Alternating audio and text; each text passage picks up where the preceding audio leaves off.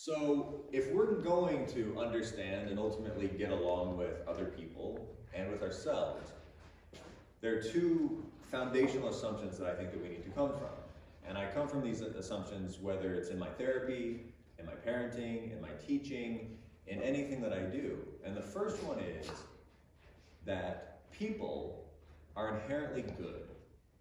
They want to cooperate with one another, they want to get along with one another, they want to be kind and loving and caring and compassionate to one another. But that hurt people hurt people.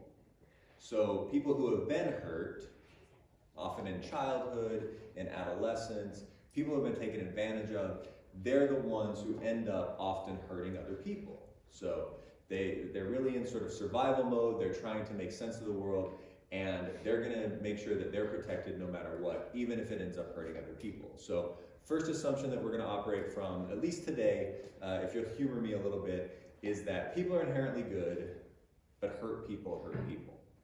The second assumption is that everyone makes sense once you know the whole story.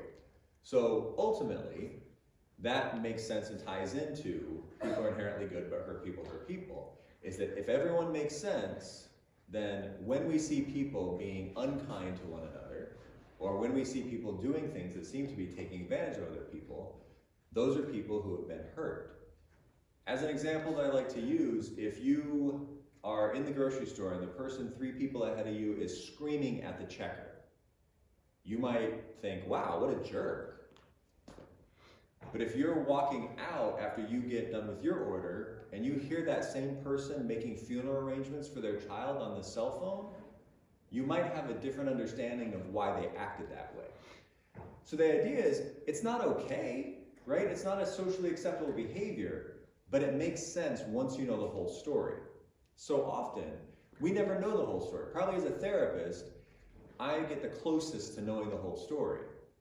And when I know the whole story, the puzzle pieces come together, and in 20 years and over 20,000 therapy sessions, everyone makes sense when I get the whole story.